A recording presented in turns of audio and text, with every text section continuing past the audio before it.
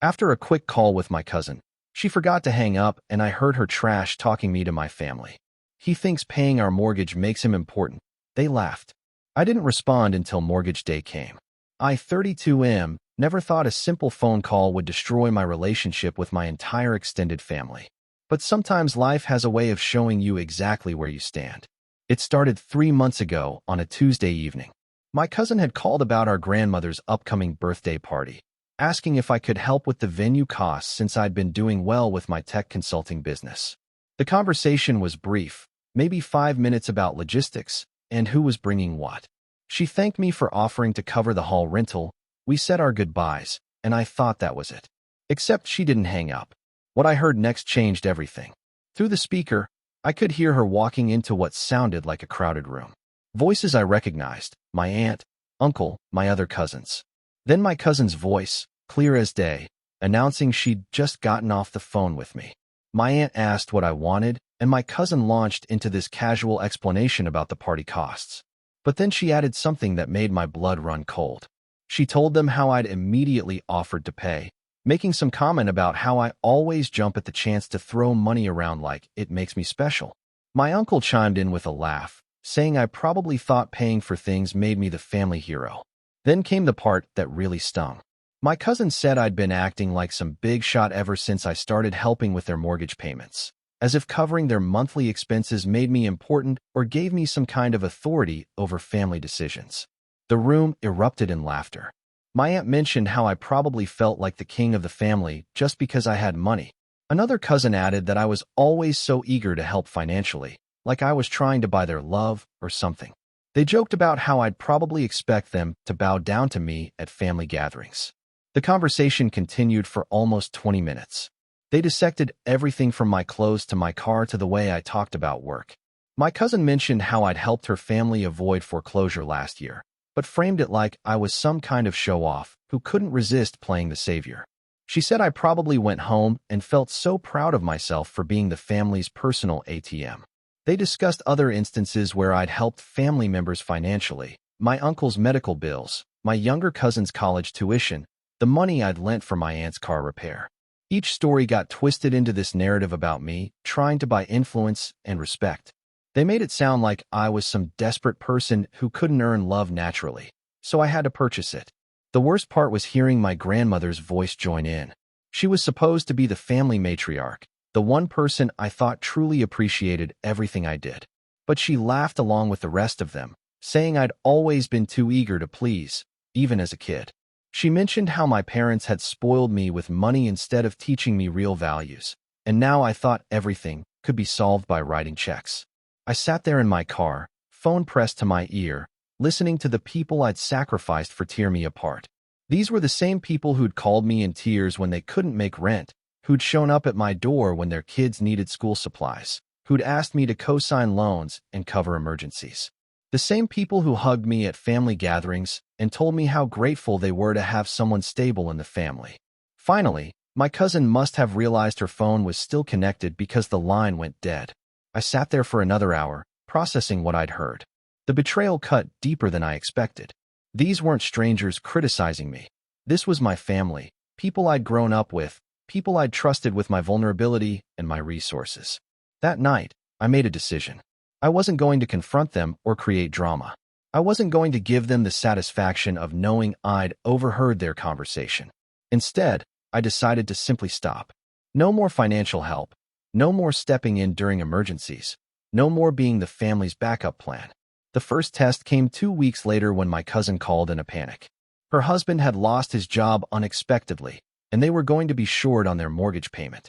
She explained the situation with the same desperation she'd used before, asking if I could help them out just this once until he found new work. I told her I understood how stressful the situation must be, but I couldn't help this time. She sounded shocked, asking if everything was okay with my business or if I was going through financial difficulties myself. I assured her I was fine, but that I decided to focus my resources elsewhere. She pushed a little, reminding me how I'd always been there for family, but I stayed firm. Over the next month, similar calls came from other family members. My uncle needed help with another medical bill. My aunt's car broke down again. Each time, I politely declined, offering emotional support, but no financial assistance. They all seemed confused by my sudden change in behavior, but nobody pushed too hard. The real moment of truth came 6 weeks after the phone call incident. My cousin contacted me again, this time with genuine panic in her voice. They'd missed 2 mortgage payments and were facing foreclosure proceedings. Her husband still hadn't found steady work, and they'd exhausted all their other options. She asked if I could cover the missed payments plus the current month, promising to pay me back as soon as things stabilized. I listened to her explain their situation, hearing the fear and desperation that I'd helped alleviate so many times before. Part of me wanted to give in, to swoop in and fix everything like I always had. But then I remembered that conversation, the laughter, the casual way they'd dismissed my efforts as ego-driven showboating. I told her I couldn't help. She asked why, her voice breaking a little. I explained that I'd realized I'd been enabling a pattern that wasn't healthy for anyone involved, and that I thought it was time for everyone to find their own solutions to financial problems. She started crying, telling me they might lose their house, asking what they were supposed to do. I suggested she contact local assistance programs, speak with the bank about modification options, or reach out to other family members who might be able to help. She got quiet for a moment, then asked if this was about something specific, if she'd done something to upset me. For a moment, I considered telling her about the phone call, about everything I'd heard. But I realized that would just create more drama and force confrontations I wasn't interested in having. Instead, I told her it wasn't personal, that I'd simply decided to redirect my financial priorities.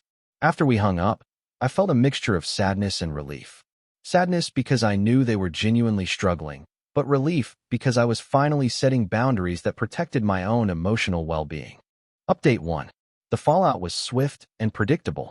Within days, my phone was buzzing with calls from other family members who'd heard about my refusal to help with the mortgage situation. My aunt called first, asking what was wrong with me and why I was abandoning family during their time of need. She reminded me of all the times they'd been there for me, conveniently forgetting that their version of being there usually involved asking for money. My uncle tried a different approach, suggesting that maybe I was going through some kind of midlife crisis or mental health issue. He offered to help me find a therapist, as if my decision to stop funding everyone's lifestyle was a sign of psychological breakdown rather than basic self-preservation. The most hurtful call came from my grandmother. She used the same disappointed tone she'd perfected when I was a child, telling me she'd raised me better than to turn my back on family. She mentioned how my grandfather would be ashamed of my behavior, using his memory as emotional leverage to try to guilt me back into compliance. Each conversation followed the same pattern. They'd start with concern, transition to confusion about my sudden change in behavior, then escalate to anger when they realized I wasn't going to change my mind. Nobody directly acknowledged the years of financial support I provided or showed any understanding of why I might need to set boundaries. My cousin's situation grew worse. The foreclosure proceedings continued, and they had to move in with her parents temporarily. The family narrative quickly shifted to paint me as the villain who could have prevented their homelessness but chose not to help out of spite or selfishness. What struck me most was how quickly they forgot about all the previous times I'd helped them. My uncle conveniently forgot about the $5,000 I'd lent him for medical bills that he'd never repaid. My aunt didn't mention the car repair money or the countless smaller amounts I'd provided over the years. They focused entirely on this one instance of me saying no, as if it erased all the previous instances of me saying yes. The family birthday party for my grandmother happened without me. I'd originally planned to attend and had already paid for the venue, but the hostility from everyone made it clear I wasn't welcome. My cousin called the day before to uninvite me, saying my presence would make everyone uncomfortable given the current situation. I spent that weekend alone, reflecting on how dramatically things had changed. Part of me wondered if I was being too harsh, if I should have found a middle ground between enabling their dependence and cutting them off completely. But then I remembered the laughter in that phone call, the casual cruelty of their comments about my motivations. Update 2. 3 months after I stopped providing financial support, the family dynamics had shifted completely. What surprised me wasn't their anger. I'd expected that. What surprised me was how quickly they adapted to solving their own problems when they had no other choice. My cousin and her husband both found jobs within weeks of losing their house. Apparently, The urgency of potential homelessness had motivated them to accept positions they'd previously considered beneath them. They moved into a smaller apartment and seemed to be managing their expenses more carefully than they had in years. My uncle discovered that his medical bills qualified for a hospital financial assistance program that covered most of his costs. It turned out he'd never applied because he'd always had me as a backup option. My aunt started doing her own car maintenance and found a reliable mechanic who charged a fraction of what she'd been paying at the dealership. The most interesting change was in my younger cousin, who'd been halfway through college on my financial support. Instead of dropping out, she applied for scholarships and financial aid that she'd never bothered pursuing before. She ended up receiving enough assistance to cover her remaining tuition and even got a part-time job to handle her living expenses. Watching them solve their own problems made me realize how much my help had actually been hurting them. By always providing a financial safety net, I'd prevented them from developing their own problem-solving skills and resourcefulness. They'd become dependent on my assistance instead of building their own resilience and financial management abilities. The family gatherings I heard about through social media looked different too. Instead of the expensive restaurants and elaborate celebrations they'd grown accustomed to when I was footing the bill, they'd returned to simpler gatherings at people's homes. They seemed to be enjoying themselves just as much, if not more, without the financial pressure of keeping up appearances. My grandmother called me one evening, 6 months after everything had started. Her tone was different, less accusatory, more thoughtful. She told me she'd been watching how everyone was handling their new circumstances and had started to understand my perspective. She didn't exactly apologize for the things she'd said during that overheard conversation, but she acknowledged that maybe I'd been carrying too much responsibility for everyone else's financial well-being. She asked if I wanted to come to Sunday dinner the following week, just the two of us. She said she missed our conversations and wanted to rebuild our relationship without all the family drama and financial complications. It was the first invitation I'd received in months that didn't come with an underlying request for money. Update 3. A year has passed since the phone call that changed everything. The family landscape looks completely different now, and honestly, it's healthier for everyone involved. My cousin and her family are thriving in ways I never expected. Her husband found a job he actually enjoys, and they've developed a budget that works for their actual income instead of their income plus my subsidies. They bought a small house within their means and seem genuinely proud of achieving homeownership through their own efforts. She called me recently to share their good news, and for the first time in years, she sounded confident and self-reliant. The most significant change has been in family relationships overall. Without the underlying tension of financial dependence, conversations feel more genuine. When people call me now, it's to check in on my life rather than to present their latest crisis. We talk about work, hobbies, and shared memories instead of bills and emergencies. My relationship with my grandmother has actually grown stronger. Our monthly dinners have become something I genuinely look forward to.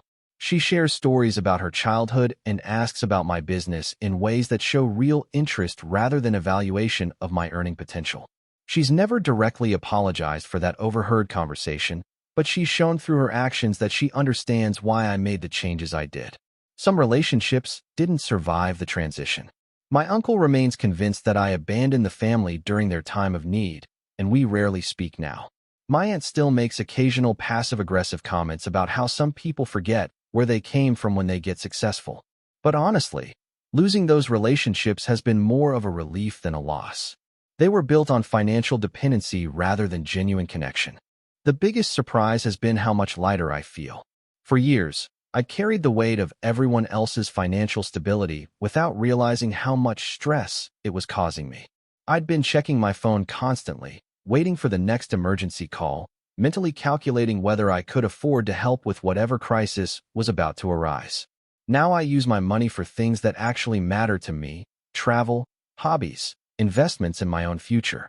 I've also started giving to charities and causes that align with my values, rather than just responding to whatever family emergency was most urgent at the moment.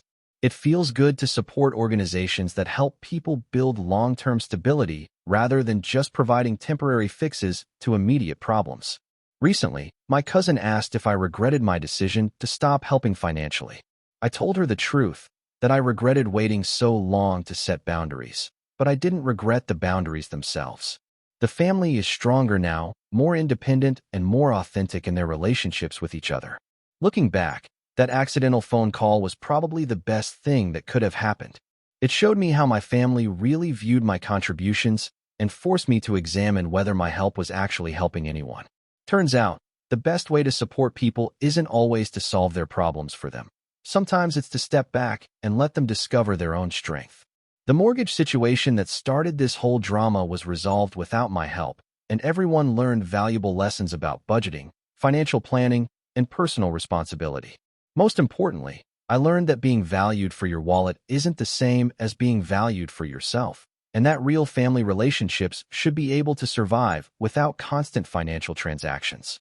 I still help family members occasionally, but now it's on my terms and for things that genuinely matter rather than recurring expenses they should be handling themselves. The difference is that now when I help, it's appreciated rather than expected, and that makes all the difference in the world.